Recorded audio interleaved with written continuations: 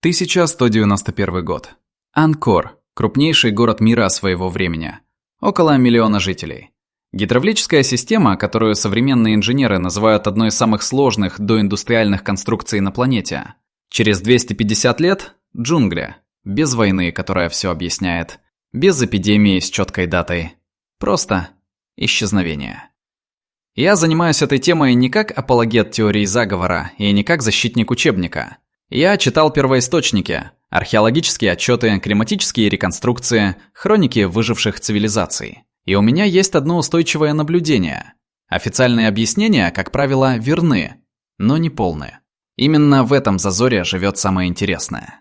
Главный вопрос этого видео – существует ли общий механизм гибели великих цивилизаций? Или каждый раз это уникальная катастрофа?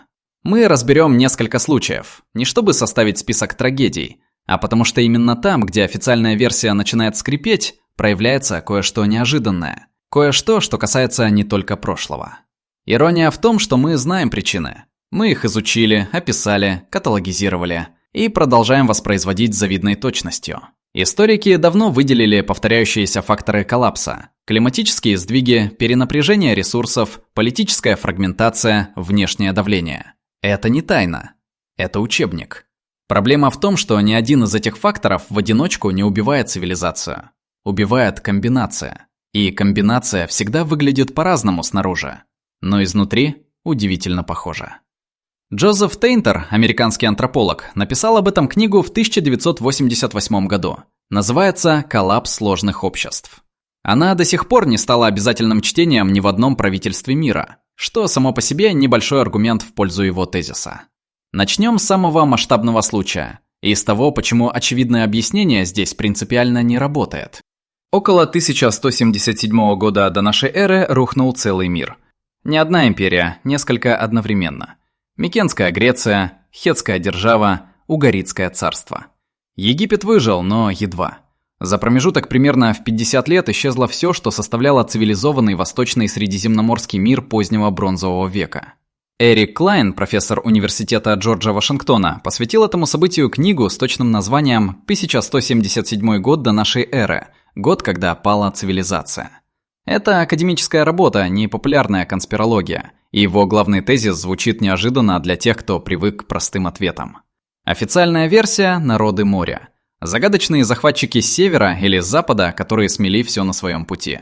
Версия красивая. Проблема в том, что нет ни одного источника, который однозначно идентифицирует народы моря как единую группу с единым командованием и единой целью.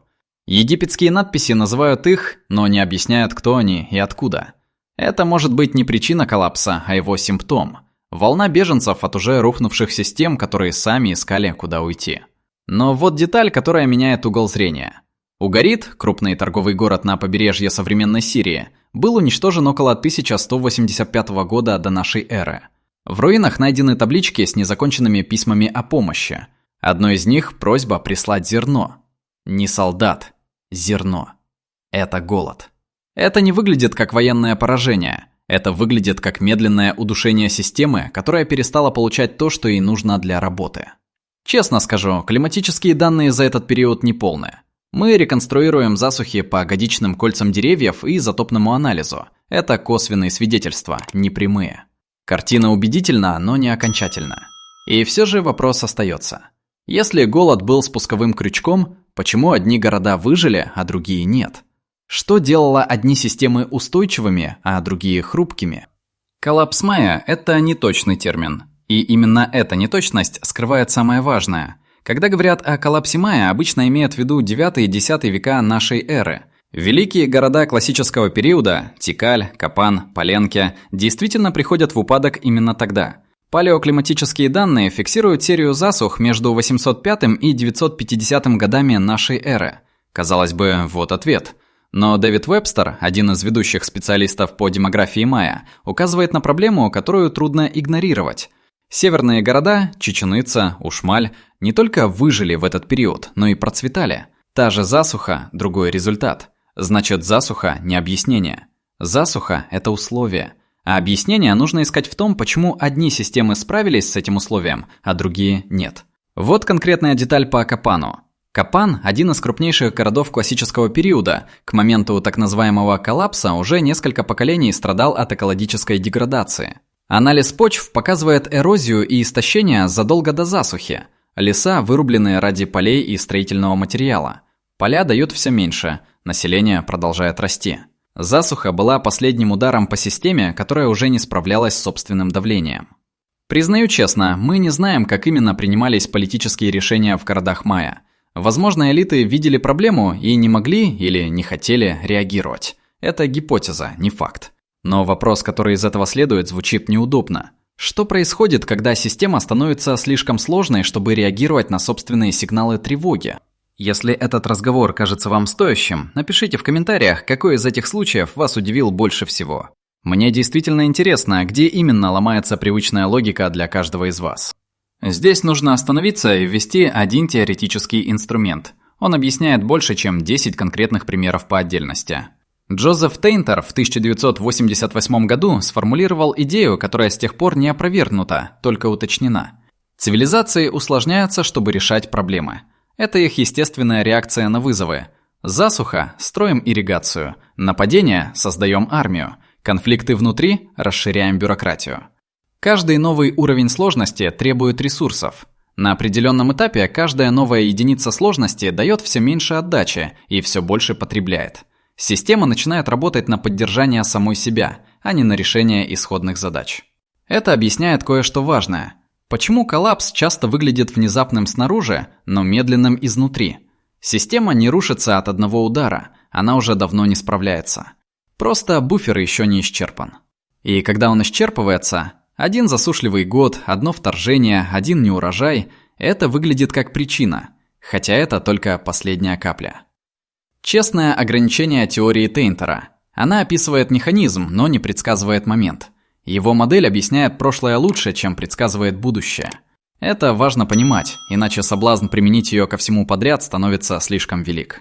И вот ироничное наблюдение самого Тейнтера.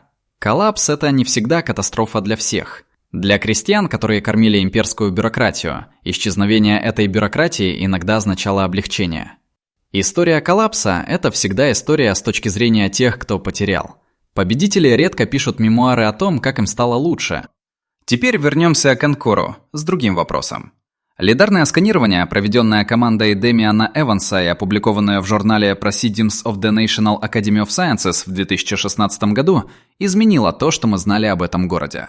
Под джунглями обнаружилась не просто столица, а огромная рассредоточенная городская система с каналами, дамбами и резервуарами, покрывавшая площадь более 1000 квадратных километров. Официальная версия гибели Анкора – тайское вторжение 1431 года. Да, тайские войска взяли город, но лидарные данные показывают нечто другое. Система каналов деградировала за десятилетия до этого события. Экстренные ремонты, наспех, с нарушением первоначальной инженерной логики, видны в самой структуре каналов. Город терял население задолго до вторжения. Вот точная деталь. Ремонты в каналах показывают попытки заткнуть одну проблему, которые создавали другую. Увеличение пропускной способности в одном месте приводило к затоплению в другом. Система стала слишком сложной, чтобы ее можно было чинить по частям. Тейнтер описал этот механизм в общем виде. Анкор его воплотил буквально, в камне и воде. Тайское вторжение – это финал, не причина. И вот где все становится по-настоящему неудобным. Это поворотный момент. Остановитесь на секунду. Мы разобрали 3 случая. Бронзовый коллапс, майя, Анкор. В каждом своя официальная причина. Народы моря, засуха, вторжение. И в каждом случае эта причина реальна, но недостаточна. За ней всегда стоит одно и то же. Система, которая исчерпала свою способность адаптироваться еще до того, как пришел финальный удар. Но есть один факт, который меняет угол зрения на все сказанное. Ни одна из этих цивилизаций не исчезла полностью. Майя живут сегодня. Около 8 миллионов человек говорят на языках майя. Потомки жителей Анкора построили современную Камбоджу. Греки после Микенского коллапса через несколько веков создали классическую афинскую цивилизацию.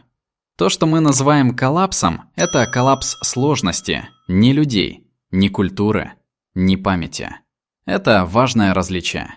Потому что оно меняет вопрос. Вопрос не в том, почему цивилизации исчезают. Вопрос в том, что именно исчезает и что остается. Тейнтер называет это упрощением. Система сбрасывает уровни сложности, которые больше не окупаются. Это болезненно. Это выглядит как катастрофа. Но с определенной точки зрения это адаптация. Жесткая, дорогостоящая, часто трагическая, но адаптация. Проблема в том, что эта точка зрения недоступна тем, кто живет внутри процесса. Вот что эта история говорит о людях. О нас. Мы очень хорошо умеем объяснять прошлое. У нас есть инструменты: лидарное сканирование, изотопный анализ, демографические модели. Мы видим паттерн: избыточная сложность, истощение ресурсов, потеря способности к адаптации, финальный удар, который выглядит как причина, но является следствием. Мы это знаем. Описали, каталогизировали. И у меня нет готового ответа на вопрос, который из этого следует. Я честно не знаю, является ли нынешняя глобальная система достаточно гибкой, чтобы избежать того, что Тейнтер описал как неизбежную логику сложности. Никто не знает. Это не уклонение, это честная позиция. Но вот что я знаю точно. Незнание здесь интереснее готового ответа, потому что готовый ответ закрывает разговор, а открытый вопрос заставляет думать. Поэтому вопрос к вам. Какую из записанных сегодня ошибок вы видите в современном мире? Не как обвинение, как наблюдение. Напишите в комментариях. Мне интересно, где именно вы проводите эту параллель. Если такой формат разговора вам близок, подписка здесь без давления.